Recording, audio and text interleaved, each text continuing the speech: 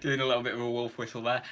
So we are on. I'll wait for a few people to start flooding in. It is Thursday, right? 23rd of May. That's a bit bad. Yeah, we've got George in. Hi there, George. Who else have we got in? No one yet. We've got 3 people in, but only George has said hi. Come on, say hi if you're saying hi. Nothing really to talk about again today. Getting the theme of these live streams, isn't it? Where I'm just here and whatever questions you guys throw at me, that's fine, because there's no point in me even trying to do a topic anymore. It's just not gonna. It's not gonna. What's the word? Cut it. It's not gonna cut it, is it? Because it's just.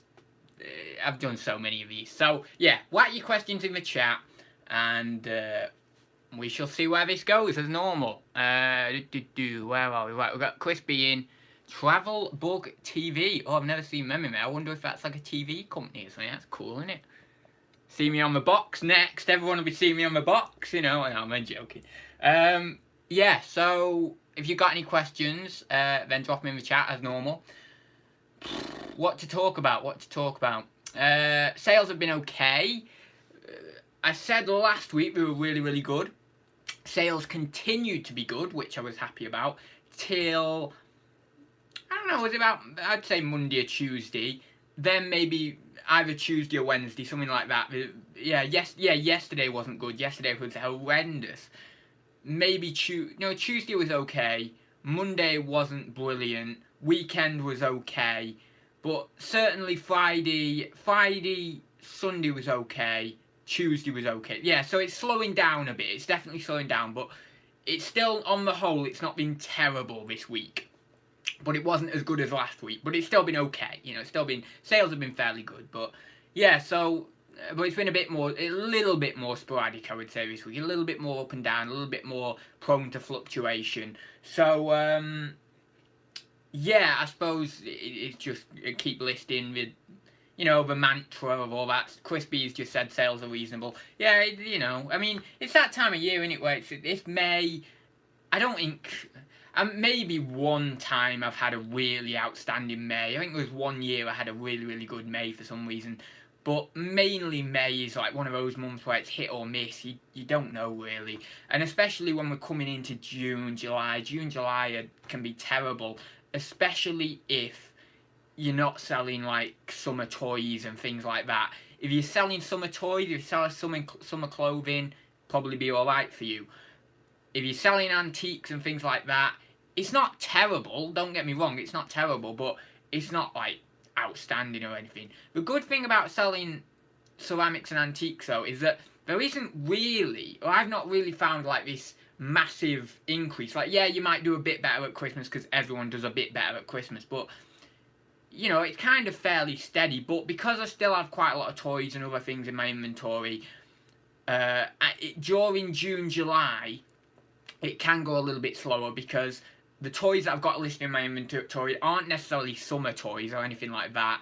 So sometimes it can get a bit slower on that side of it because people are more either on the holidays or they're saving for the holidays or paying off the holidays or whatever. But also they're looking at different things. So they're looking at summer toys, as I say, summer clothing, things like that. Not necessarily.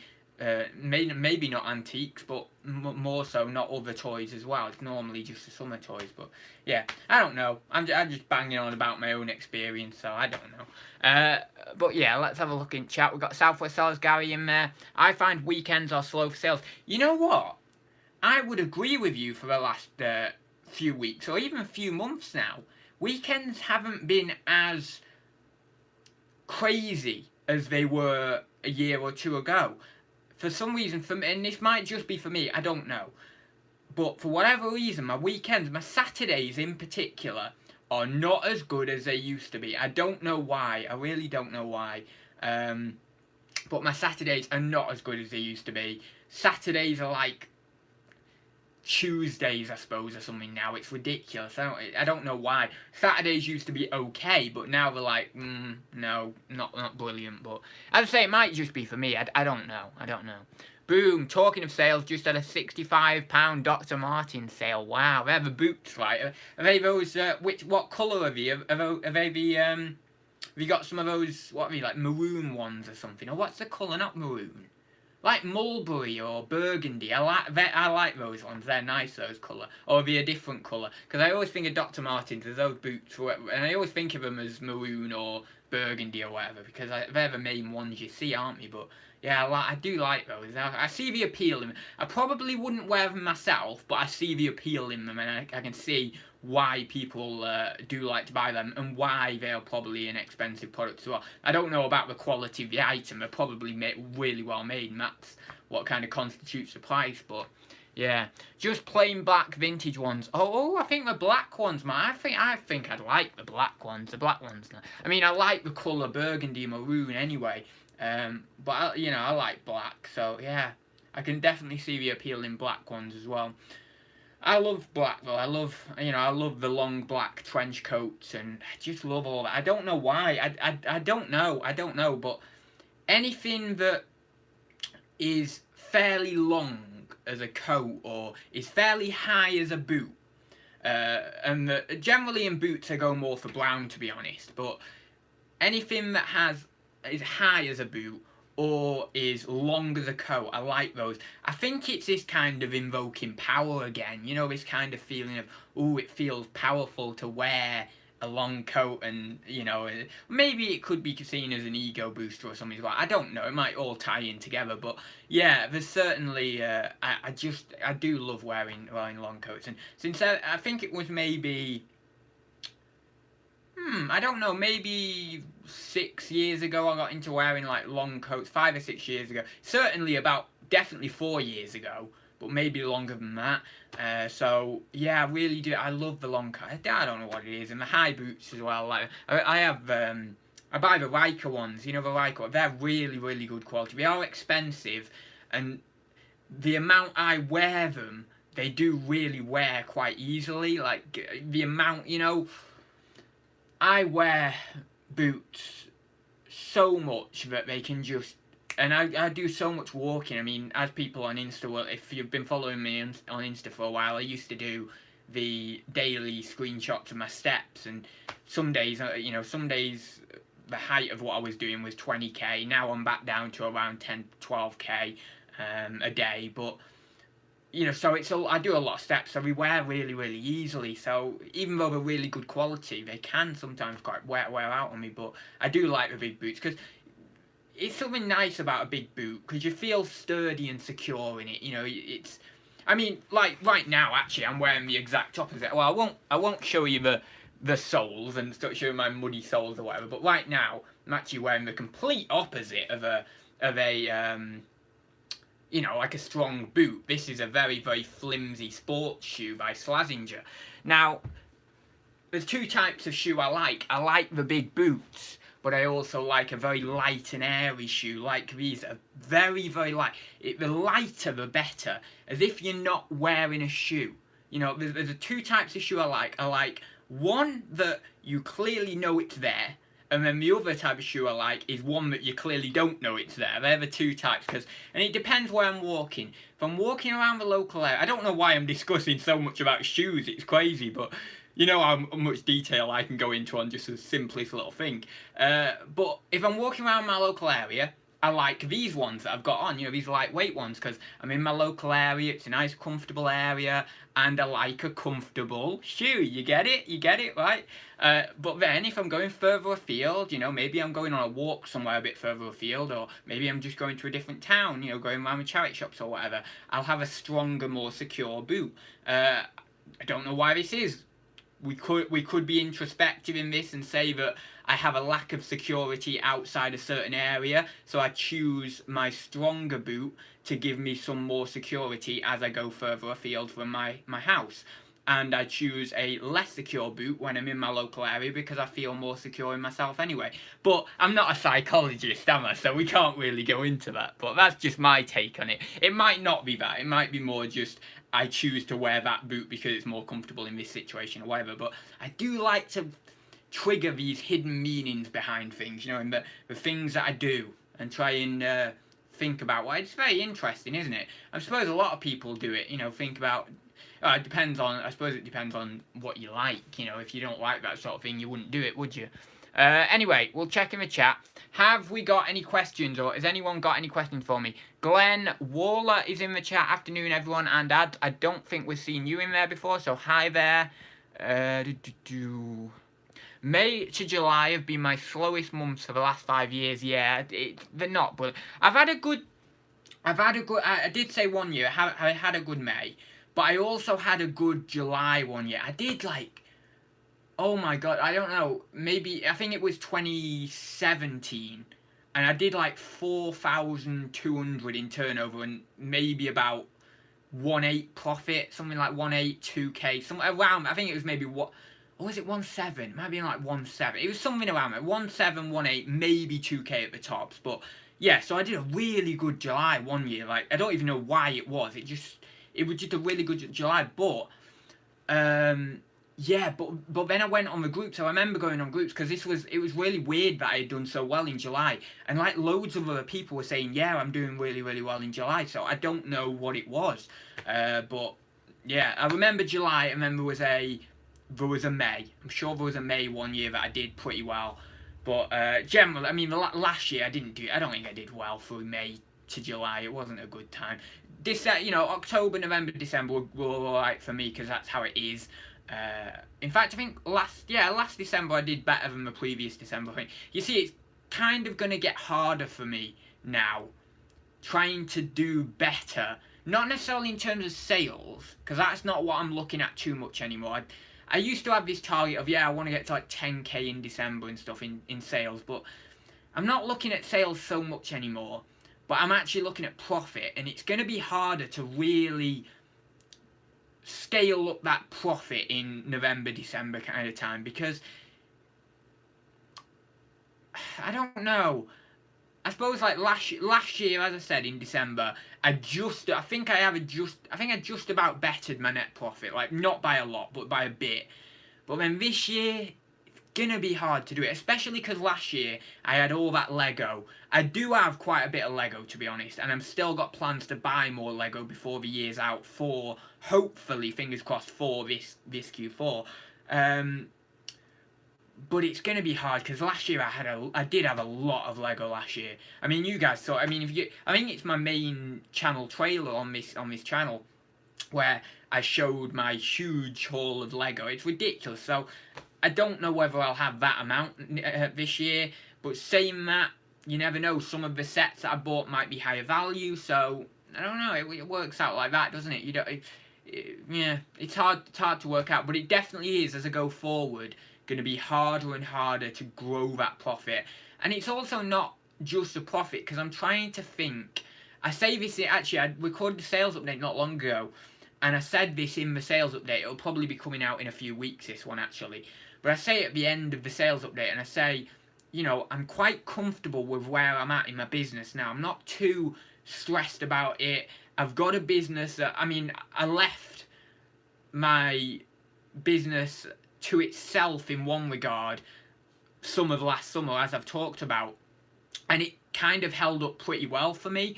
And now when I'm starting to do the work again, it's not taking me a lot of work to get it back up to where it needs to be, kind of thing. So with that being said, I kind of feel as if I'm kind of there with where I want my business to be. Maybe a little bit more growth, of course. We all want a little bit more growth.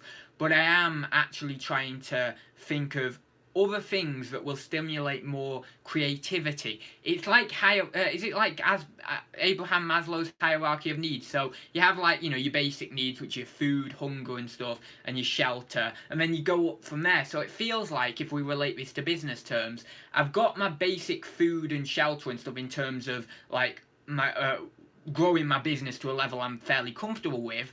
So now I'm moving up the hierarchy to feel other aspects of what I need, like this element of creativity and things like that. So that's what I'm trying to focus on. I'm not trying to kill myself with my business. I'm not trying to grow it like to the moon or anything at this point. I'm just happy maintaining it, growing it a little bit, because we, as I say, we all want to grow a little bit. It's a good psychological thing to want to grow and improve.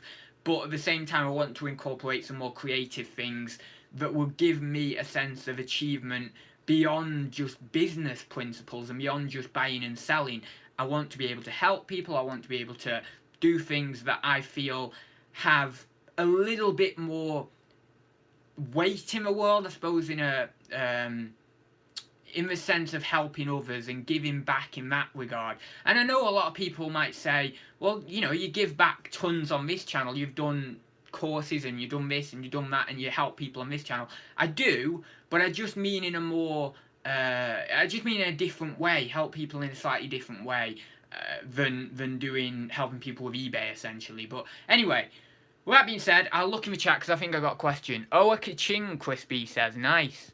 I don't know whether many people actually have ka-chings on my chat. I don't think I've... Have I ever had one on Thursday Talks where I've got a sale? I don't know. Maybe I have. Right, let me go up. There's someone who... Abby. Do you have an eBay shop or just a standard personal account? Love your videos. Oh, thank you very much, Abby. I have a eBay shop. It's a featured shop, which is a middle one. I have... Last time I checked, which was this morning, I have 1,330 listings, so I don't know how that works out cost-wise with... I don't know how that works out cost-wise, whether I need to upgrade to an anchor or not. I don't think I do. I think that maybe you need a few thousand listings for it to be worth the anchor shop.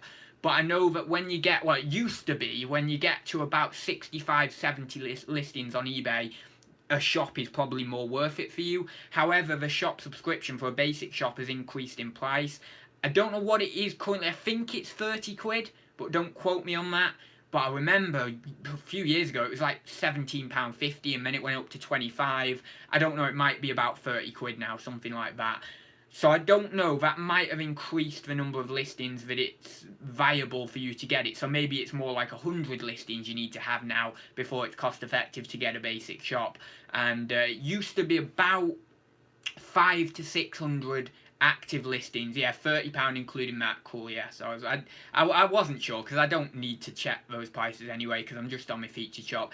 Don't care how much eBay, well, I do care in some regard how much eBay put the featured shop price up by, but I'm going to be a featured shop even if they put it up by a few quid. So I'm just, keep my subscription. If someone tells me it's gone up by X amount of money like it's crazy, then I'll say, oh no, I'm not gonna do it. But for now, the featured shop is perfectly fine for me, even though we have seen an increase the other year or whenever it was, when it moved up to like 69 quid or whatever it is now, I don't know. But it moved up quite drastically, didn't it? I'm pretty sure, but I don't know. But I did a video, actually I think I did a video on it a couple of years ago now, so it's probably gone up since. But yeah, so I think it's about 600 listings for a featured shop that makes it worth transitioning from a basic to a featured. And then I don't know the number for an anchor shop. I think it must be in the thousands of listings before it's viable to get an anchor. So anchor store. So yeah, I have an eBay shop. I don't know. I didn't have an eBay shop for a while actually. I think it was maybe, I don't know, 8 months, 6 months, 8 months, maybe a year. No, I think it was a year into my reselling before I had a shop. I think I first got the basic and then upgraded pretty quickly to a featured, and then I've been a featured for must be over 2 years now, 2.5 years, maybe longer. I don't know, but yeah, well, I'd say around that. But yeah, actually saying that, it'll be 2 months time. It'll be 4 years I've been reselling, which is pretty crazy. I'm thinking, well, maybe even you guys in the chat, if you've got any ideas. I'm thinking I won't do, you know how every year on the kind of, I don't know whether I've done it every year on the anniversary of my business, or whether every year I've done it just around the time I started my business kind of thing. But I normally do like a little clip show, or I normally do some sort of show to signify the event that my business is X number of years old. I'm thinking of not doing it this year because, to be honest, it's 4 years. It's not. It's the one between 3 and 5 years, and I'm like, do I really need to do it? It's like when you say, oh, I don't know because I'm not married. I've not been married yet, but I'm guessing it's like when you're married a couple of years. You're like, no, I know what it's like. It's not when you've been married a couple of years. It's like when you've been married like 22 years, and you think, well, it's 22 years. You know, we'll go out for dinner or something, but we won't celebrate it massively. But when we get to 25, you know, a silver, we'll start celebrating it massively. It's kind of like that, I think. So I'm like, it's one between 3 and 5. I don't think I'm going to do anything, but I will do something at the 5-year mark. I'll do a clip show or something again. I like doing the clip show. It does take a lot of work to compile the clip shows, but because you've got to go back through all your videos and think, yeah, well, I want that little clip out of this one and that little clip out of this one. You think, no, I'm not happy with that clip, so I've got to, you know what I mean? It takes a lot of compiling, but it's very good when you've finished a clip show. You think, oh, I'm really happy with that. So I don't think I'm going to do it this year, but I will do for my 5-year anniversary because I can't not. I've got to do something for 5 years because I'm, you know, it's an achievement being a reseller for 5 years. That's a long time. You definitely by 5 years, you're definitely a seasoned reseller. You know, you're definitely someone who's been doing it for long enough to say, oh, well, I kind of have a general idea of the flow of this, and you know, I think 5 years constitutes a big milestone between someone who's just doing this, you know, if they don't genuinely love it, and then someone who's doing this because they're married to it, essentially. I think that's kind of the constitution, or not the constitution, but the oh, what's the word? I don't know the word. The distinction, I suppose. Yeah, maybe the distinction. Anyway, I will just... You should do a 4-hour live stream to celebrate. Just talk, list, tour of your workspace, stuff like that on it, and a giveaway. I was going to say, actually, I am going to do... So, many of you will be aware, because I've talked about this in Thursday Talks for the last few weeks. I have been very ahead with my videos, and I had videos scheduled out till the end of July, or no, not the end of July, but mid-July, something like that. But I said last week, or maybe the week before, that I condensed all the videos down, so instead of them being spread out and giving me all the way up to July, I've condensed them down, and I'm now doing one every 2 days, all the way up to... Well, currently I've got till the 15th of June. I did have till the 12th of June, but now I've got till the 15th because I can't help myself but make videos, can I? But I thought to myself, I made a decision. I thought to myself, right, I've got this philosophy channel at the moment. I'm trying to do a video or two a week on that channel as well as doing this channel. And I really thought to myself, I need to start to streamline what I'm doing on this channel. And I will still do videos, you know, maybe the odd vlog here and there, maybe once every couple of weeks, something like that, that's fairly well edited, and I will put some time into that and be quite conscientious with the editing. But I really do recognise the fact that if I really do want to sustain this other channel that I've got going, then I need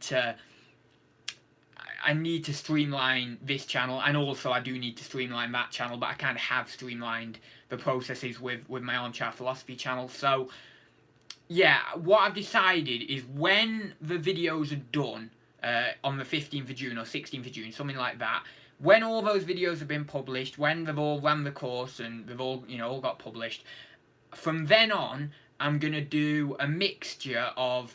I'll do sales updates as I normally do, because people like seeing them. They like seeing every week. They like seeing what I've sold, or I think they do. I don't know. They normally get the best response in terms of thumbs up and stuff, and sometimes in views as well. So I think that people like seeing them. So don't worry, that's going to stay perfectly as it is. Thursday Talks is obviously going to stay perfectly as it is.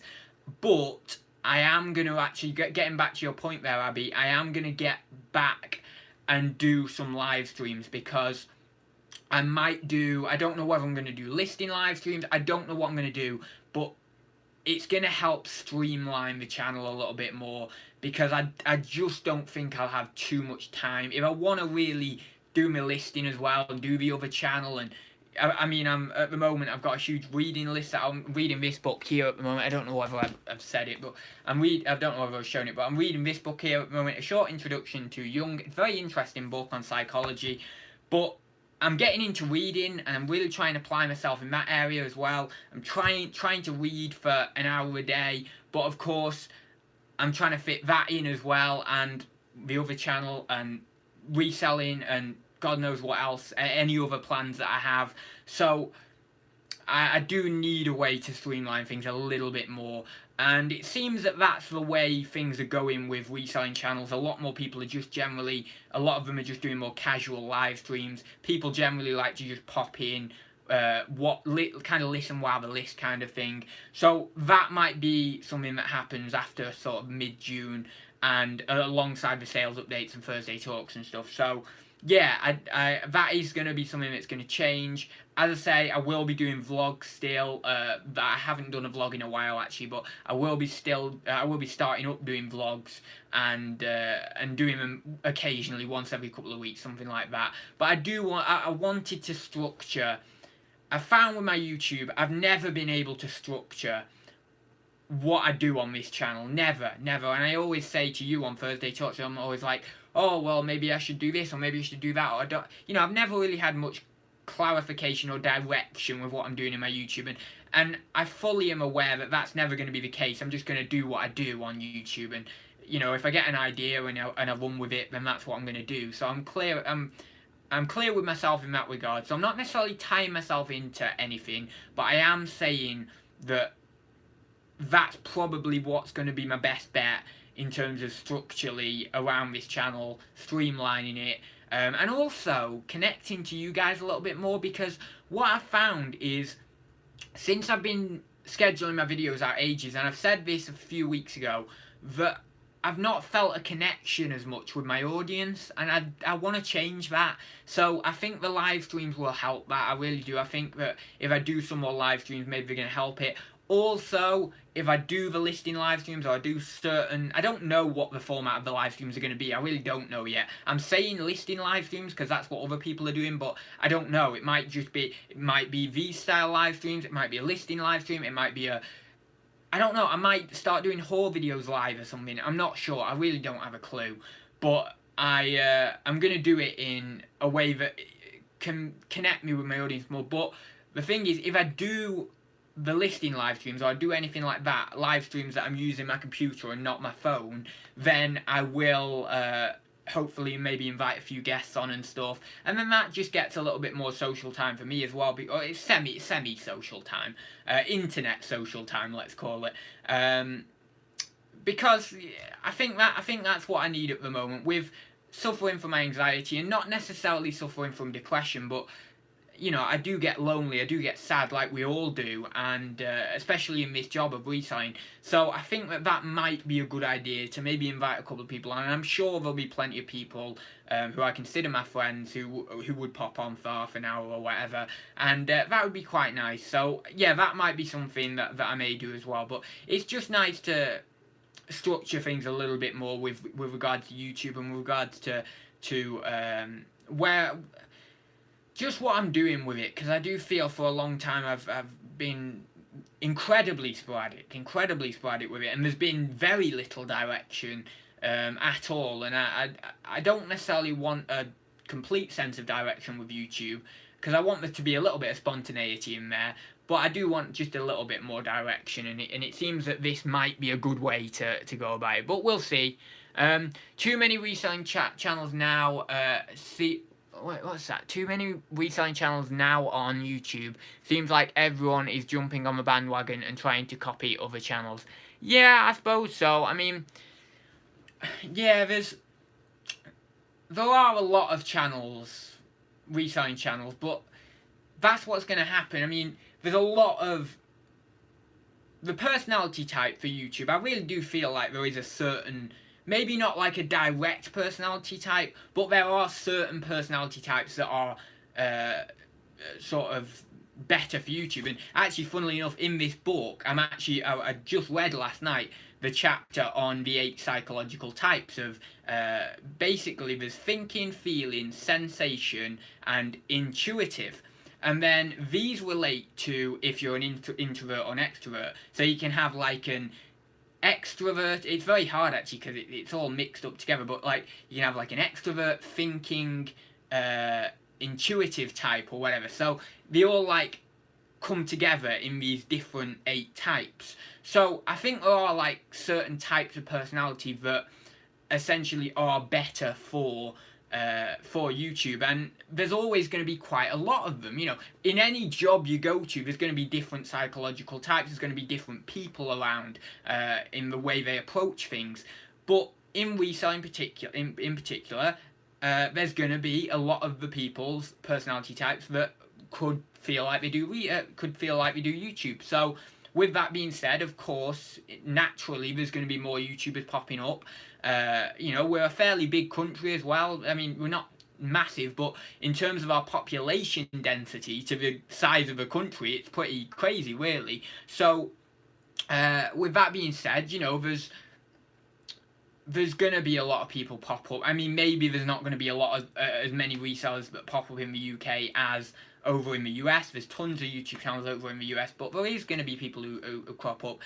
The sad fact is people are going to copy each other, because that's just an age. Like, for example, I was speaking to a friend actually on this topic a few days ago, or a week ago, that I have a video that's coming out, right? And believe me or not, I don't care. If you don't believe me, if you think I've just copied someone, that's your prerogative. You can do that. I know inside myself that I've not copied. But Peter Ray did a video about 3 weeks ago on how he does his thumbnails. And it must have been around the same time I was recording it. And I didn't know he had done the video, obviously. If you want to believe that I copied him and knew I did the video, then fine. As I say, you go ahead and do that. But I didn't know he'd done the video. I had recorded mine, and then I scheduled mine for upload in a few weeks' time, right? And then I saw Peter Ray's video pop up, and I thought, oh my god, everyone's gonna think I copied Peter's video, and how terrible is it? But then you realise to yourself, well, what does it matter? You know, if people copy people genuinely, if they copy people, what does it matter? If people don't copy people, what does it matter, really? The people who copy people, right, they're not gonna get very far. It's like people who copy people in exams, right? Even if they were to attain the qualification from copying them some way, somehow, maybe avoided the invigilators or something and managed to copy someone or whatever, I don't know. But even if they do that, let's just say, right, so they get out into the wide world and they have this qualification that they didn't really attain, or they didn't really know all that much about, let's say. So they then go to an interview, they start asking him questions, and okay, maybe he gets through the interview, he can lie, he can maybe say, oh yeah, well I know about that, da da da, you know, he lie.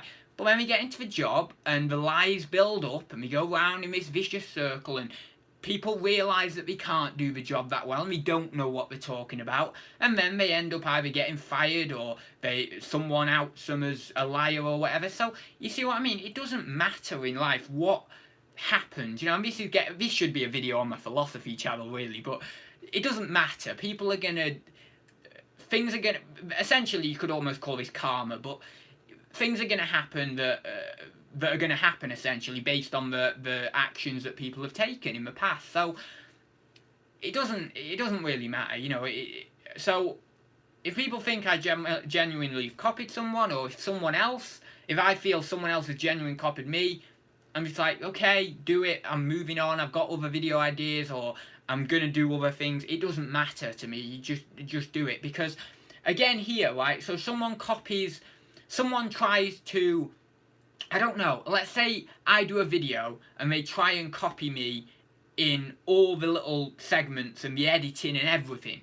I'm quite comfortable with my ability to edit videos because I've learned over months and months and months on video after video on YouTube, learning different editing softwares, learning how to do things, because I have a passion for editing. And if someone essentially is copying that and copying all the different segments of my video and trying piecing it together, etc., even if they can do it, let's say, to a half decent standard, if they're not really genuine about editing, it's going to show in the production of the video, right? So it doesn't matter so much, because it's like, well, you know, if you want to try and copy me or be me, it's going to fall apart, because you're not going to be able to. You can replicate my style, but you can't replicate the person of who I am. You know, you can't replicate that, because we're all unique individuals. And this is the big thing that I struggled with for so long, putting my external validation in other people, or wanting to be other people. Like, you know, I used to think, and I'll openly admit this now because I've been through it enough on my mind, but Ben Fitzpatrick, right, brilliant vlogger. I respected him massively about the editing he did, about his videos, etc. But I always felt, oh, wouldn't it be good if I could do it like Ben could? Oh, wouldn't it be good if I could do it like he does this, or like how he does this? But I realised, and it's not long ago, it's only a few months ago really, when I had a more of a realisation of this, is the fact that, yes, but what do I want? Do I want to do it all like Ben? Seriously, do I want to do it all like Ben? And then I realised, well, actually no, because I want to, my version of editing is actually glowing eyes and big dragons flying everywhere and laser beams and everything. And that's completely different to how Ben does it. So I'm actually chasing something that isn't even validating anything inside me anyway. I'm not even getting any... It's not even what I want. So, you know, you then start to think, oh, well, actually, my style was inside me the whole time, so it doesn't matter. You know, it doesn't matter what everyone else is doing. I'm going to do glowing eyes, and I'm going to do laser beams, and I'm going to do dragons. And if your personality is suited to watching that, then you're going to watch me. If your personality is suited to more something like Ben's editing, George in the chat, he's a brilliant editor. He gets it all, you know, really done very, very well. If that's your style of editing, you're going to watch George. If your style of editing is maybe nice and subtle and conscientious, you might watch Mel, Sparrow's End. If you just don't like that much editing at all, maybe you'll watch someone, I don't know, who doesn't do editing. I don't know, like Steve doesn't do that much editing, he does bits and bobs of editing. If, you know, maybe Nick doesn't do all that much editing in his live stream, so maybe you'll watch that, you know. So, you know, you just got to be comfortable with who you are, and that's that really. And I'm always going to be someone who's going to be very eccentric with my editing, and that's going to show in some of the videos. Not all of the videos. In fact, sometimes I take great pride and care with actually creating a video, certainly in vlogs, that are a little bit more mainstream editing, I would say, rather than this eccentric, crazy editing, because on some occasions I actually do prefer doing editing of a video that I can actually be proud of in a more, oh, that's a very well structured video in the mainstream sense. But then there's other videos that I would be terribly appalled with myself if I edited them in a mainstream way, because that particular video I wanted to be edited in the way I truly love editing, and that's weird and crazy and different. So yeah, you just have to think what's right for you and go with it really. And if you don't do you, it's just gonna sit with you very, very badly, very wrong. Like there's something inside it. You know what it's like? It's like there's an imposter inside of you. That's what it's like. It's like deep down there's this feeling that, are you know, is this you? Is this you? Because I don't think it is. This little deep down voice or feeling or whatever. Oh, I don't think this is you. I think you should change what you're doing here. So, and sometimes it's worth listening to that voice. Now, there's other voices that aren't worth listening to, of course, but sometimes there's these voices inside of us that maybe it is worth listening to, but you've got to be very careful with what voices inside yourself you listen to, because there are very, very dark voices and dark thoughts inside yourself that you shouldn't listen to. But, yeah, so... yeah, essentially, what I'm trying to say, to sum up, is just do what you're going to do yourself, you know? Anyway, I'm going to look up the chat. I like to think people watch my videos mainly for me and what I have to offer, but at the same time, I make sure what I'm putting out there is helpful, definitely. Ben was good and stuck to selling, which had knowledge on, i.e. Disney and Nerf guns. Oh, wait, God, it's going down. Nerf guns, best tip ever is stick to what you know. Very true. It is, because every time I've I try and do clothing and stuff, selling clothing, as everyone's aware, and I just can't do it.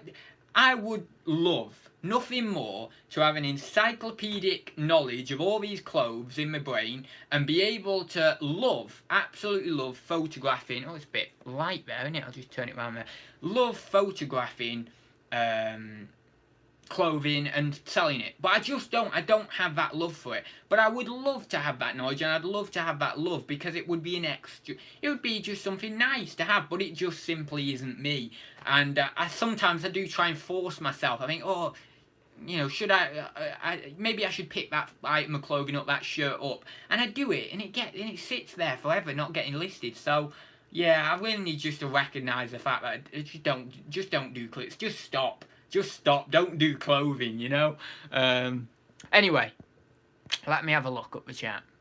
Can I put Peter Way's link in here? He only needs 82 to get to Magic 1000. Of course you can, but I don't know whether we'll get him up 82. I don't think so, but, you know, you never know. Coursework often has little relation to what you end up working at. Coursework often has... What do you mean by coursework? You mean in the example I gave about the exam? I'm not sure, but... Yeah, coursework often... Yeah, oh, I get what you... Yeah, it is true, yeah. Yeah, that is true. So, essentially, in that example, yeah, it somewhat falls down a little bit, because even if you get a degree, you're not going to necessarily use all the components of that degree in a workplace. So, therefore, even that person who did lie might be able to do the job anyway, because there isn't a clear... association between the coursework you learned about at university or wherever and the job that you eventually get to do. But it was just an example to illustrate the kind of idea that liars or people who are going to copy at some point will end up being prey to their own folly, essentially, and that's what I was kind of getting at. But yeah, it's definitely interesting to see... yeah, there is a little bit of something to that example. It's, at the moment, what I'm finding is, I'm trying to absorb as much knowledge and really hone my philosophical arguments, because that's something I'm a little bit weaker on at the moment. I'm okay at it, but it's something that I am a little bit weaker on, and I'm thinking, you know, I just need to try and find a way just to slightly... give a more solid or rounded philosophical argument, or to try and bring out the point that I'm trying to make forth very, very clearly, and then what people can understand, you see, because philosophy essentially is getting loads of different knowledge about, you know, loads of different topics. Maybe you're doing religion and philosophy or whatever, but it's about getting loads of different knowledge on all these topics, and then trying to condense the more overcomplicated kind of style down to this very simple analogy that then people can understand things. Like there's certain themes within certain philosophies or religions that is hard to understand, but if you can kind of hone a philosophical argument, pull a philosophical argument out of them that is very, very simple and that relates to something in everyday life, then you can start to make people understand the complicated by using the simple. And that's what I like about philosophy, because it takes this somewhat complicated thing in whatever the subject you're philosophizing about is, and works it into a nice, simple analogy that people can follow. That's good philosophy, because then everyone, you know, essentially if you're lecturing on philosophy or anything, then everyone can understand it. You're not trying to overcomplicate things in a hugely massive way. And then those who do want to understand it in an overcomplicated way, or understand more of the basis behind the analogy, will go away and do their own research and look into it massively in a more complex way. But that's the side of philosophy I like. Bringing something complex down to the simple and forming somewhat of an argument or a debate around that in simplistic terms, and with maybe empirical evidence that people can then truly associate with and understand in a better way, essentially. But yeah, anyway, I could ramble about philosophy for ages, so I won't.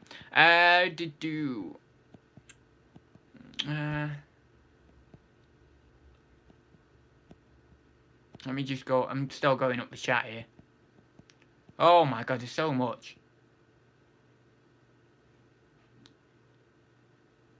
Oh, didn't mean you. You're one of a few, actually. I wasn't sure, but I wasn't taking it in a really negative way, don't worry. Copying is just a quick fix if they haven't got quality content. Yeah, exactly. But you also have, like, I have a little bit of sympathy, or maybe empathy. Well, not necessarily empathy, but more sympathy, because it's hard. I mean, as someone pointed out, there's a lot. I think it was the Pac-Man. There's a lot of resellers, about on YouTube. So it's hard to do quality content. Like, what are you gonna do, really? I mean, haul, sales updates, live streams, listing. Okay, going out to car boots. What are you gonna do? Seriously, what are you gonna do? The only alternative I can see is comedy, reselling comedy, in terms of going on, like I said the other week, going on Reddit and pulling up like people who are angry at resellers and just kind of having a laugh at them, essentially, or structuring a video in a way that is entertaining reselling humour for the reselling community, essentially. But to do that, it takes a lot of work, and if you want to do reselling comedy, then you have to associate different things with reselling that are humorous. So you could go down the route of eBay messages. You could have someone who, this might be quite a funny idea, you could have someone who approaches you, they've received an item or whatever, and they message you with terrible grammar, as some people do, and they say that this is not what I've ordered, all the rest of it, and then you have some sort of idea of the person, you messaging them back. Maybe a devil and a god comes on your shoulders or something like that, and then essentially you go down to the devil, and the devil has one thing to say, like, yeah, say this to him, and da da da, and then the angel, and again, this is very basic comedy, really, but the angel then says, no, say this, and you should be all nice and everything, and then there's this like internal debate, I suppose, and maybe this guy comes back at you or something, and you could maybe throw a few jokes in there. I'm not sure. I'm spitballing, I suppose, a little bit, but I have got somewhat of a structured idea around that. But yeah, I've not really, really looked at it massively. But yeah, there could be something in that. So you got to take little bits of inspiration from what you're doing in reselling. And I mean, there's tons of physical comedy that can be had in reselling. Like I've said all along, like something's on a high shelf, and you could have like this kind of Chuckle Brothers moment or something, and something falls down from a high shelf, or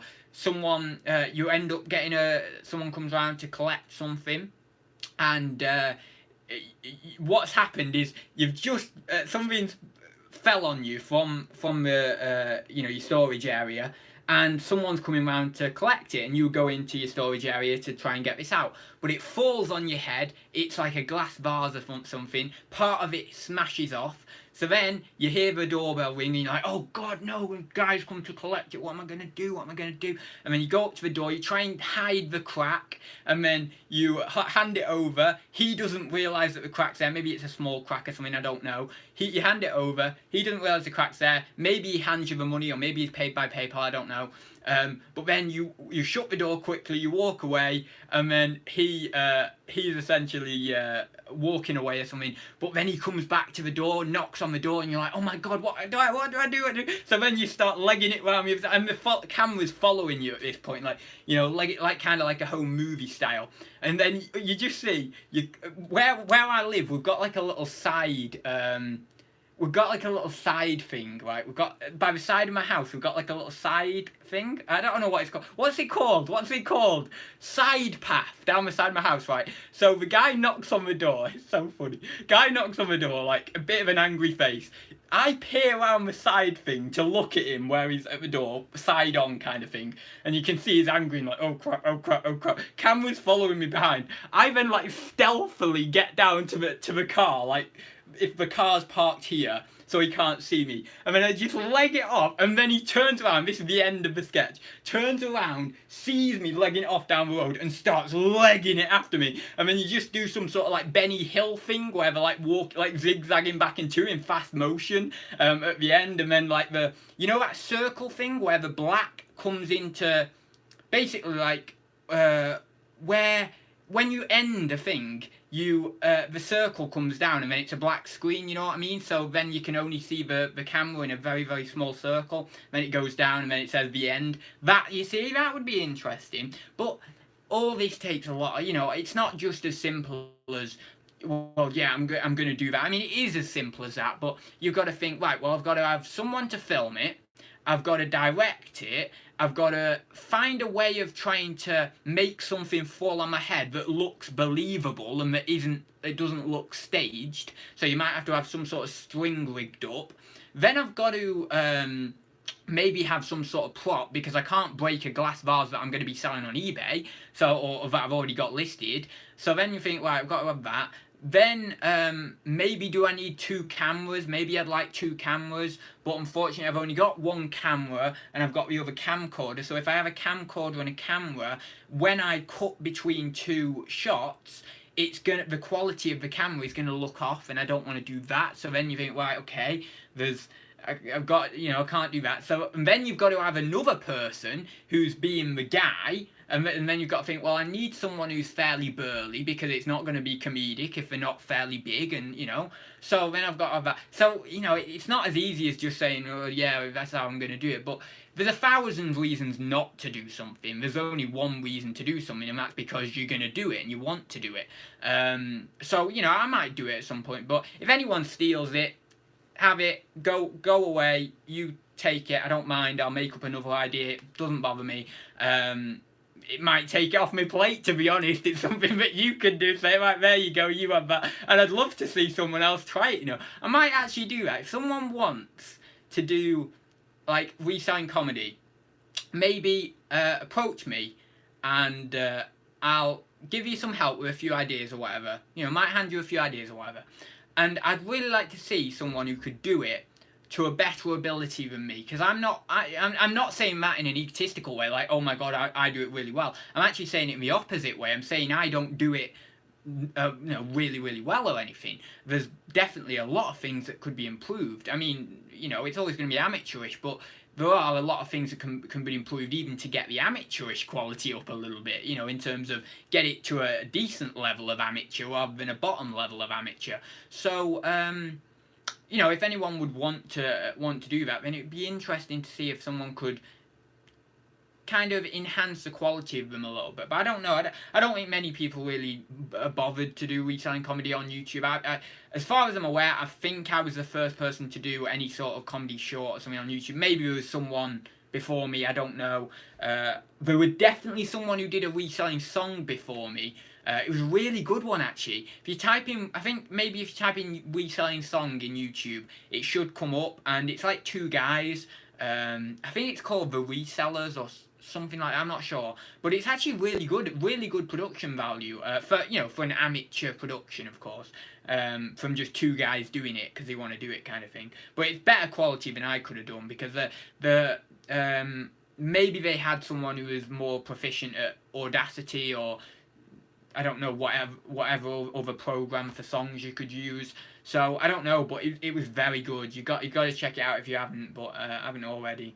And it's a shame for me at the moment, because there is a part of me that does want to delegate more time to the songs and the comedy shorts, and I'd love to do that, but I've got this new creative project in the philosophy channel. So I've already got a creative project. I've got the reading that I want to do, and I've got so many books I want to get through. So it's like, yes, I'm going to do it at some point, but at the moment I'm just too busy making excuses because I've got other creative things that I want to do. And don't tell anyone this. It's between you and me. It's a secret, and I shouldn't really even be saying this on here. But I am attempting, and I've not done any work on it in 3 weeks, so you never know, this could amount to nothing. No pressure from myself or you guys, I'm not having it. If it doesn't amount to anything, it doesn't amount to anything.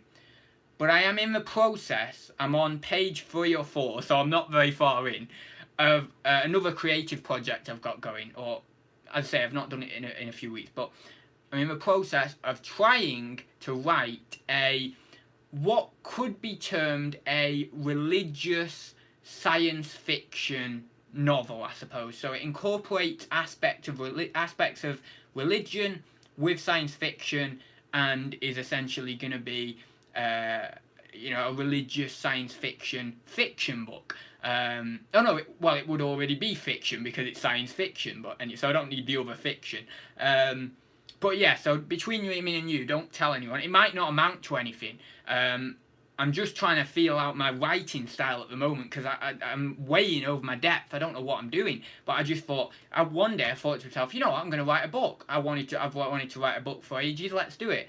And I've got 2 more ideas after this one that I want to do, but I've only very, very vague ideas. I don't know what I'm doing with them too much, but yeah, we're just going to see how it pans out. If it doesn't pan out to anything, it won't pan out to anything. Don't care about getting published. Don't care about anything like that. I'm just doing it to do it. I just want to write a book. Even if one person reads it from like a coffee-stained manuscript or whatever, I don't know. I don't care. At least one person's read it other than myself. So, it's nothing. It's not for financial gain. It's not for anything really other than just because I want to write this book. I want to do a book, but we'll see how it pans out. I don't know, it might not. As I say, it might not pan out. I might get lazy with it. It might go in the bin. Don't know. Or I might pick myself up. I might think, you know what, I'm going to do a bit of work on that today. Because, even if you're just doing like a couple of paragraphs a day on it, or even just a couple of paragraphs every couple of days or 3 days, you can soon have a book ready. I mean, my God, a couple of paragraphs a day, what's that, half a page or something? That's a lot. That's a lot. So, yeah, I don't know. I suppose that I'll see with it, see what comes of it, and if something comes of it, then it will. But it seems pacing is my issue with books. It seems with writing. I'm on the 3rd page already, and I'm thinking to myself, really, at the point I'm at in the book, this should be about the 10th page, not the 3rd page. So I'm thinking, maybe I need to extend it out a bit. The setting the scene bit. The setting the scene bit, I think, is about 3/4 of an A4 page, or maybe an A4 page. Maybe I just need to extend that just a little bit longer. I know it should. I mean, setting the scene shouldn't really be massive, but it maybe should be a bit longer than that. And also, there's a conversation in it that is actually quite a big part of the end result of the book, really, or a big part of the theme of the book. And I've only done about a half a page on this conversation that, as I say, really does massively impact the plot. So it impacts the plot massively at the end, but the conversation itself doesn't necessarily need to be that long. But I do think it should be longer than half a page. I think maybe I need to pad that out a bit more. But it's then thinking, well, I don't quite know how to pad it out, don't quite know what to put in there and things like that. My vocabulary, I'm sure most people will be aware from Thursday Talks and other things, I'm quite good with my vocabulary. I'm fairly okay. Of course, I suppose, what would you call them? Connective words? I'm not sure whether they're called connective words or not. But things like but and like and things like that, I do tend to say those quite a lot. Probably a generational thing. Especially with like it is. Not necessarily a generational thing in terms of using connective words, but I'm not very good with that. I need to get a little bit, or I would like to get a little bit better with saying like a little bit less frequently. I don't know whether that's going to happen though. Yeah, so I suppose in that regard, maybe I'm not brilliant with, or not 100% as accurate with my conversation as I'd like to be, but with my vocabulary, I'm fairly okay. I'm fairly happy and comfortable with the level of vocab I have. So that's not been too much of an issue, really. Things where it has been a little bit of an issue is, after you've had dialogue with someone, or just before you've had dialogue with someone, you've got all these different words to express different meanings of how the dialogue is being said, essentially. I'm struggling a little bit with that. I'm trying to find as many different words as I can put in there instead of just saying said or murmured or uttered or whatever. Well, uttered is one that's used quite a lot. So, like said and uttered. So I'm trying to use different words with that. But Yeah, no human is 100% accurate with their conversation. No, they aren't. Exactly, they aren't. Very true, Andrew, there. Books. I didn't say hello to Andrew. Sorry, Andrew. I didn't even say hi to you, so hi. Books paint a false picture of conversations. If they actually wrote how we speak, they'd be 5 times as long. Yeah, very true, actually. Yeah, sorry, Andrew. I knew you were in the chat, but I just didn't say hi. Pac-Man says, and that's someone new again in the chat, the Pac-Man. Got visions now of Darth Vader going to midnight mass. No, it's not quite that. No, not quite that. It's a, I won't give too much away, because this is the one thing I really wouldn't want anyone to steal or copy, because it's something that I feel is very close to me, and even the character in the book is an anagram of my own name. Take it how you will. If you want to say that's egotistical, it probably is. You know, maybe it is egotistical. So, but the main character in the book is yeah, an anagram of Ads Robinson, because in one way I like the story, and I like being connected to the story in that very intrinsic way. So yeah, I think essentially we've got this guy who is a young lad, and he goes to this fair, and he sees this kind of mystic tent in which you go, oh well, actually I'm revealing far too much here. Right, I'm gonna backtrack, and I'm gonna give you a bit more of an overview because I'm just giving it all away. So yeah, essentially there's it's structured. I'll say what it's structured around. That's the best way to not give it away. It's structured around the idea of reincarnation and of the universe being essentially in some way a playing of energy. So I'm taking this concept a little bit from my experience with Alan Watts, but you know, also like a little bit of the divine play of Hinduism, which is similar to that of Alan Watts, which is the idea that we're essentially all God, like I mentioned the other week, and that we are constantly appearing and reappearing in different forms of consciousness, in different forms of organism, and it plays upon that concept. And essentially, I will give this away. The protagonist, I suppose you'd call him, although it doesn't seem like a protagonist in my mind, but yeah, protagonist, let's say, he dies, and then he gets transferred, his consciousness gets transferred to another being on another planet, on an alien world. And he doesn't remember his last life, because his brain from his last life has rotted away, and you need your brain for memories, so he doesn't actually remember his last life. He's just in this other world, and he thinks this other world, that maybe they're green aliens or whatever, are perfectly normal, right? And that's who I am, that's how I am.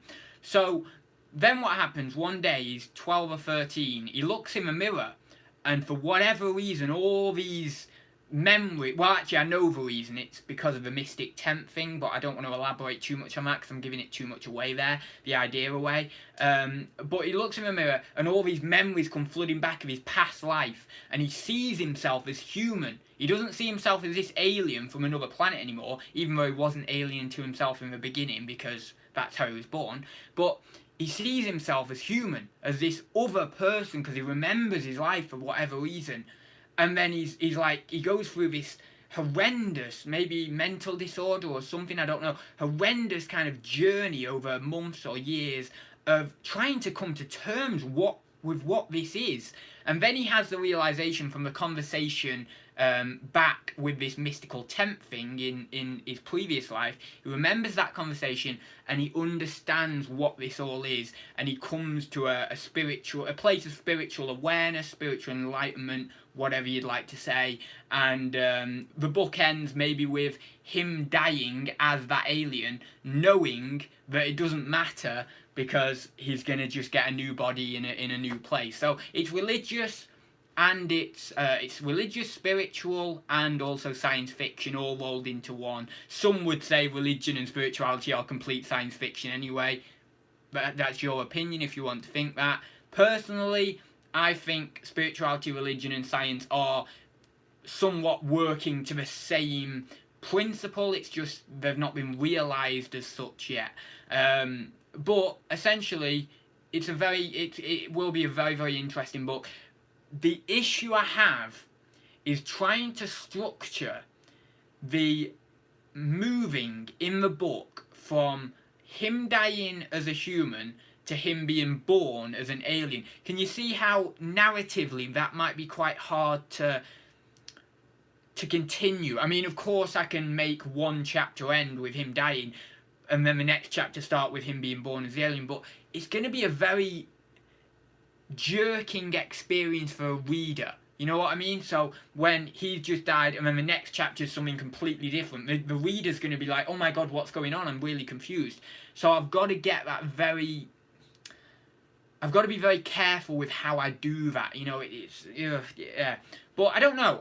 As I said, might pan out this book, might not, might not do anything with it. I don't know. Anyway, I saw in the chat, I'm going to go in a minute because we're over an hour. You know what it's like. Saw in the chat. Oh, Ashley Smith said, you definitely need to do more of these live chats. Well, as I say, I probably will do after, mid-June once all these other videos have come out.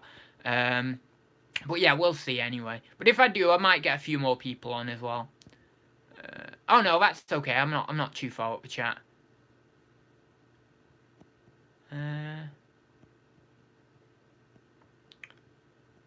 Just having a check. Ads. Oh, is that Hans? Oh, Hans. I don't know whether I've seen them. Maybe I have seen them. A little off topic, sorry. How do you deal... Oh, it's disappearing. Storage. Got a shed or something. I have various different storage... I have about, 3 areas I keep my storage in. I have 2 areas for unlisted. And then I have 1 area for listed. The only thing I would say with storage is... I'll just turn that around a bit more there. The only thing I would say with storage is... when you start reselling and you start falling in love with it, I'm trying to think of an analogy now on the spot of how I can say this, but I suppose it's like when you fall in love with someone and you want to spend more and more time with them, and you're more and more anxious to, anxious in a good way, of course, to spend time with them. You want to be around them all the time because you're like, oh my god, I'm learning so much about you, and you're so intelligent, and you're so sexy, and you're so everything, and it's all this beautiful life, isn't it? And you just sort of got so much... I mean, it brings a smile to my face because it's so just beautiful, isn't it? That concept of love. And, you're all mixed up in it. It's beautiful, and, you want to spend more and more time with them. It's exactly the same with reselling. When you start to fall in love with reselling, you quickly want to expand, and you want to spend more and more time trying to grow it and grow it and grow it and get it out there, and it's exciting and it's a wonderful time. But there are certainly follies of that. Just like if you spend too much time with a person you love, sometimes they may think you're clingy. Sometimes they may think, oh, well, you're getting a bit too much for me. You're getting a bit full on. Maybe we need a break for a couple of weeks just to chill and get away from each other a little bit. And maybe we'll appreciate each other a little bit more. Something like that. Just as you maybe do that. Maybe it can happen in that way because you're spending too much time. You can grow too fast, or you can grow and you can be unconscientious about the growth. So what I mean by this is, when you are growing as a reselling business, like myself, I got a lockup after it took me 2 years or so to get a lockup, maybe a bit longer actually, but I got a lockup, and I quickly realised I need to fill this space, because I got a lockup that was plenty big enough for me, and I thought, brilliant, this is great, I can fill this space. But you start to think to yourself, right, well, I've got to fill this space now because I'm paying for it. So you start filling it. And then what happens is you start going in it, and I've mentioned this before on many occasions, you start filling it, and you go into it, and you pick out the good stuff. And you're getting the good stuff, and it's brilliant, and then you're processing the good stuff. Maybe you're processing that at home opposed to at the lockup. But then what happens, and this is the same with my lockup, it becomes a dumping ground, and it's half of it, or maybe even 70-80% of it, is just stuff that, yeah, okay, you can sell, and it's okay, maybe, £10 items in there, or maybe even a few less than £10 items, but it's this kind of dumping ground of stuff, and you realise that, oh no, it's just become too much for me to manage. I'm not liking this. It's not, it just feels too overwhelming, just like in the situation of when you're spending too much time with someone you really love. It can get a bit too much overwhelming. So yeah, you've got to manage that, and you've got to be conscientious about it, and it's got to be about give and take, and think to yourself, well, right, yeah, I really love reselling. I want to grow it. I know that for sure. I know I want to grow it, and I have to grow it. But or I feel as if I have to grow it at least. But I'm going to do it in a controlled way. So I'm going to get a smaller lockup. And then I'm going to make sure that when I go down to that lockup, I take the bad stuff out of there first and deal with the bad stuff. And then what's left in the lockup is all the good stuff. And then it's a nice, clean, tidy lockup that you can be proud of. You go down there, maybe you have a dustpan and brush down there or whatever, and you're dusting up in there every time you go down there. And it's clean and it's tidy and it's well organised. Just as a good, a good relationship or good love. When good love comes along, you make sure that you're being very clear, you're being very precise, you're making sure that you're not essentially being overly clingy. You're not, you don't want to come across as incredibly clingy. You want to make sure that they're happy. You want to make sure that you're happy. You take that into consideration. There's this kind of, what's the word? Mutual agreement, but also what's the word?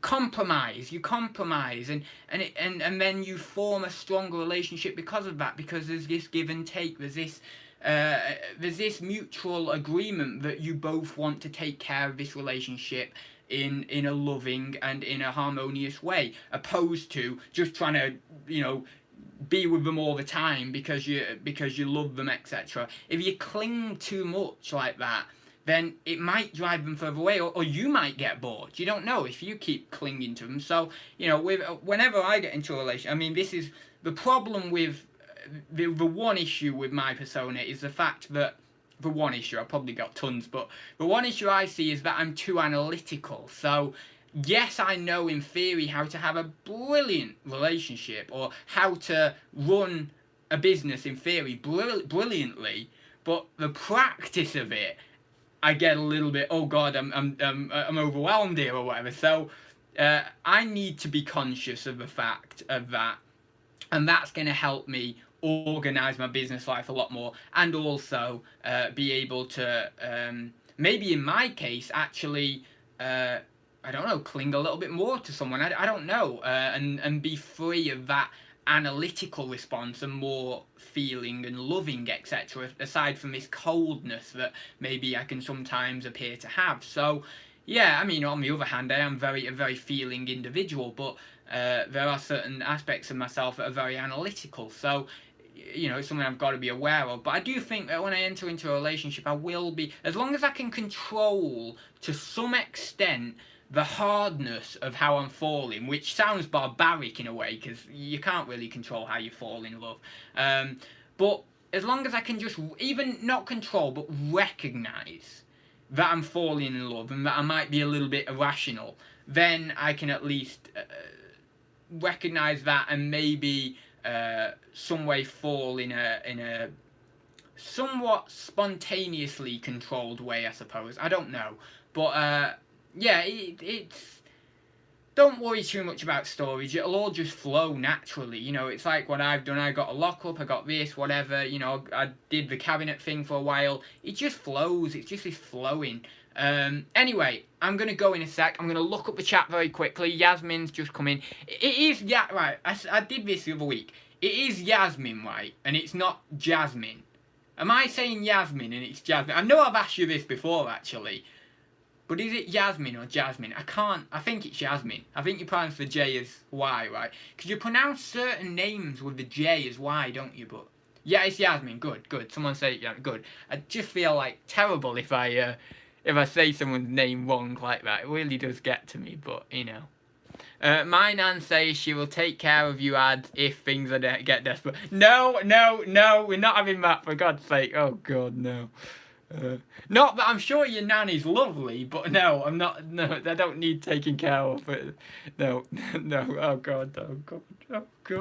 Anyway, oh God. I thought lucid dreaming is where you actually control your dreams. Lucid dreaming, I wish I was gonna right. The next chapter I'm on in this book. Where is it here? No, one sec. There. That's the next chapter I'm coming on. Dreams. So if I had actually read that last night, which I was thinking of doing, then I could have explained to you what lucid dream. Well, I might have been able to. I don't know whether it's in the book, but I think that lucid dreaming. I know that it's when you are aware of your dream when you're dreaming. I know that. But I don't know whether you can actually control it. I've heard people say it. I've heard people say that you can control it, but I don't know, like, if there's any psychological research behind that, if there's any scientific basis from that. I'm not sure. But, yeah, it's interesting. It is interesting, lucid dreaming. I've only had it probably twice in my entire life, if I'm being honest. I don't think I've had it. I've had it very, very recently, actually. I had it very, very weird it was. I dreamt a version of reality in which was just normal reality, essentially. And someone was walking down the street, someone I knew, with the dog. And I looked at the dog and I looked at this woman, and I think I was talking to him, I'm not sure. But then, in my mind, immediately, I had this sense of, oh my god, I'm dreaming. And then, like, it felt almost instant after it, I don't know why, but it felt almost instant that I kind of, like, closed down the dream and then just woke up. And then I woke up and I was like, oh my god, what's happened? Was I dreaming? Was that was a dream, right? And then this is reality? It was weird. I don't know whether that's lucid dreaming or whether it's something else, but I think that's lucid dreaming, but that's what I had recently. But I don't like lucid dreaming. You know what I've been doing with active imagination, actually, which is a Jungian psychological theory, is actually looking at the archetypes, how the archetypes manifest themselves in the dream. So you might get, for example, a hero pop up in your dream, and that might be a natural desire to enter the next stage of their life. So, for example, let's say someone wants to enter the stage of adulthood. In their dreams, they may get this hero that is essentially not necessarily a projection, but is like your unconscious telling you that your hero archetype is wanting to move into this new stage of life. You're wanting to move on to this stage of life, and to get into that stage of life, your hero archetype needs to be integrated into your psyche and into your consciousness as well, in the form of images, etc.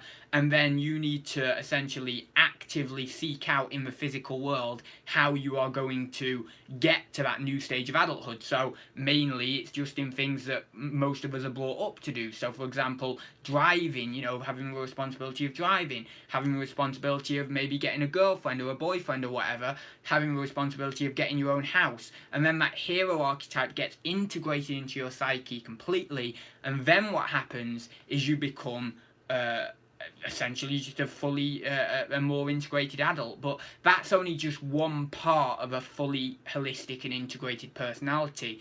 You have to integrate so many different variables: the unconscious part of the man, the unconscious female part of the man, which is the anima, and then the unconscious part of the female, which is the animus. I always get them mixed up. I did do more research other than this book. I've been looking at Jung for quite a while, but and then you have to integrate your female side of the male into your conscious attention, which I did when I was younger.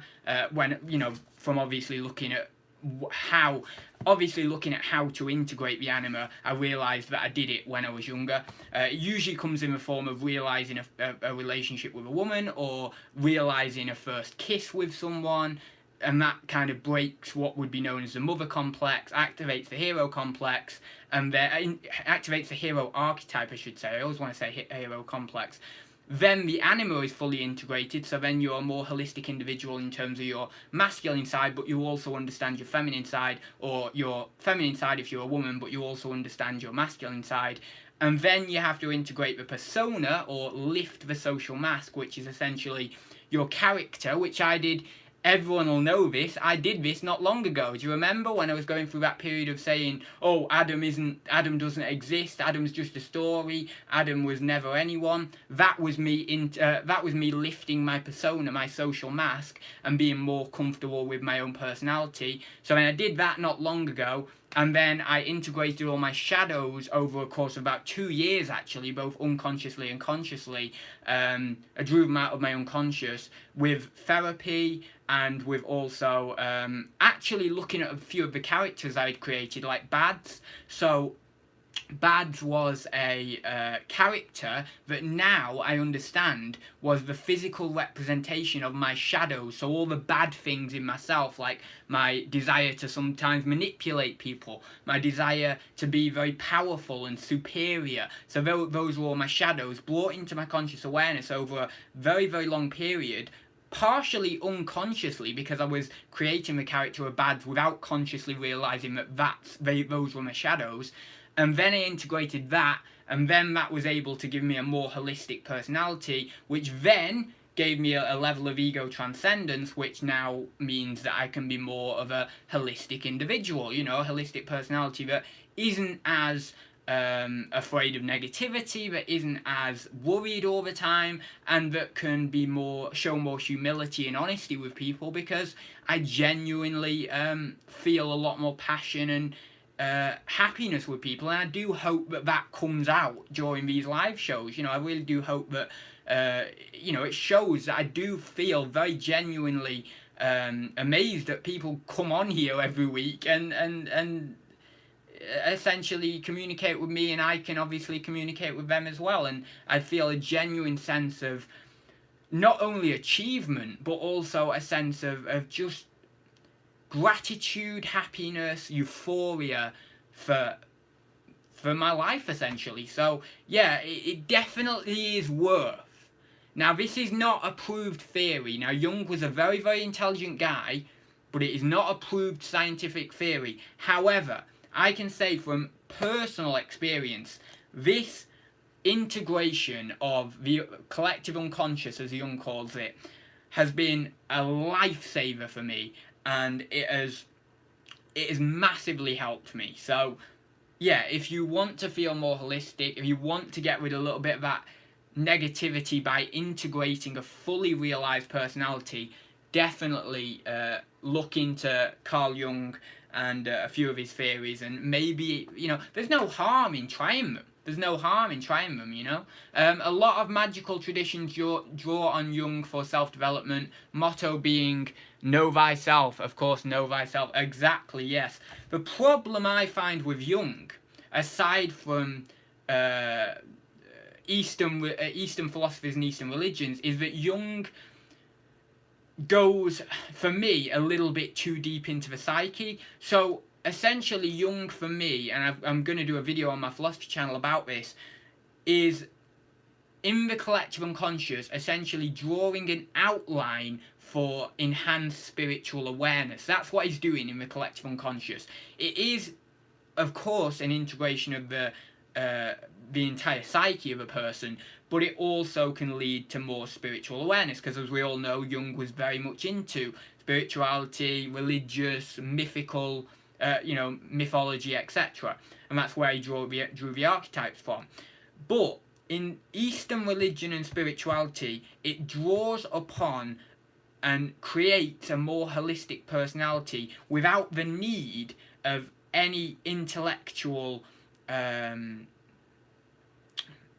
well, not any intellectual framework, but without the level of intellectual framework that Jung has. So Eastern religion can essentially provide a better sense of self, stronger sense of self, with a lot fewer words, and that's why I like Zen and I like other Eastern religions, because they do it in a way that satisfies me more. When I read certain aspects of Jung, it tends to make me feel a little bit negative, because I'm like, oh, well, I'm being put into a box.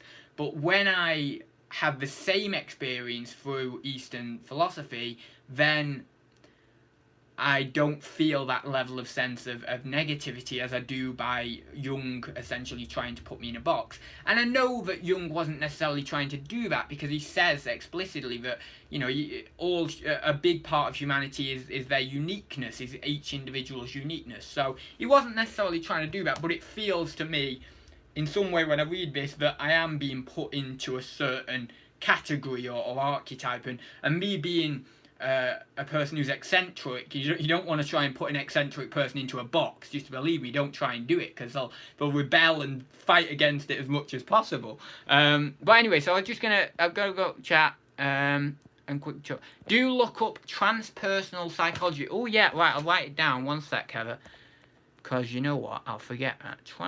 What's that? Transpersonal psychology. Now, the only issue for psychology for me is that, and I wrote psychology wrong on the piece of paper, but it doesn't matter.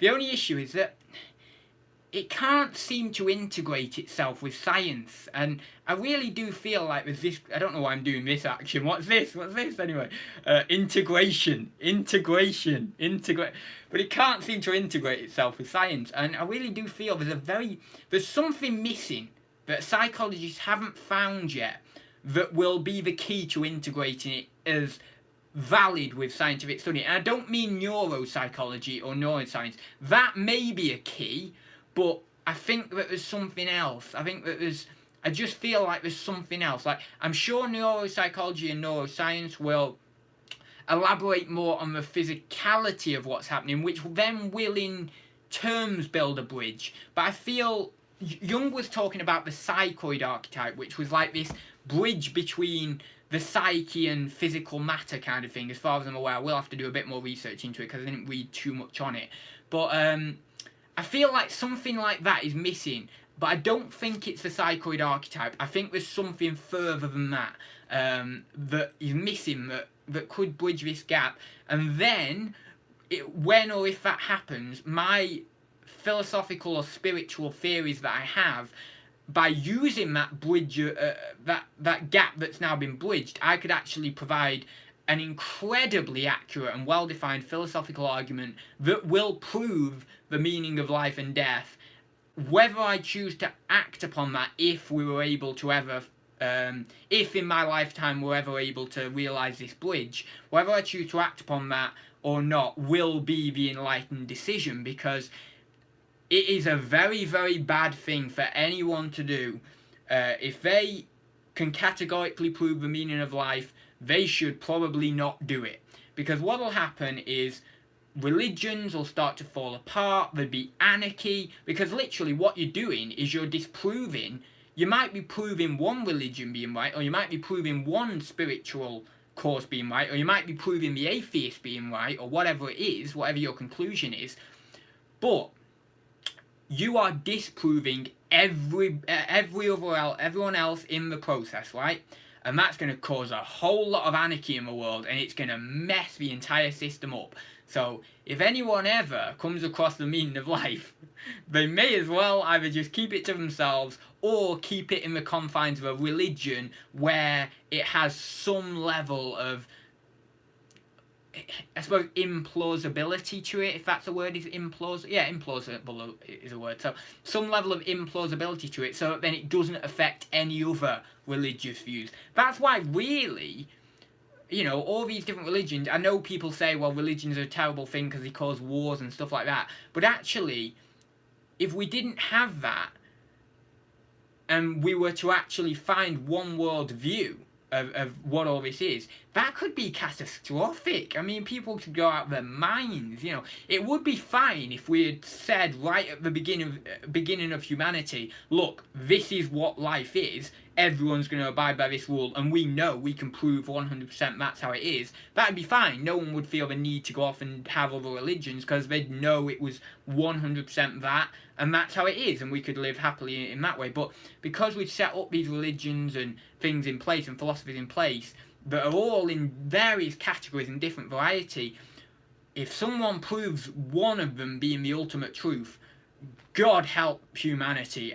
God help humanity, because I couldn't, like, that's why I seriously think that being a philosopher it's kind of one of the most scary jobs, really, because if you do ever prove something, then my God, you could be the person who takes everything down, and causes anarchy. So you got to be, with great power comes great responsibility in that respect, and maybe it's a good idea to just simply let things be, essentially, let them be how they are, despite the fact that, as I say, religions could sometimes cause wars and stuff, but it's give or take. I mean, it isn't necessarily the religions that are causing the wars, it's the men or the women who are associating themselves with those beliefs so intrinsically that then they get stubborn against any other beliefs, and then that's how wars start. It's not the religion itself, it's the people, but again, religion is tied into that. But anyway,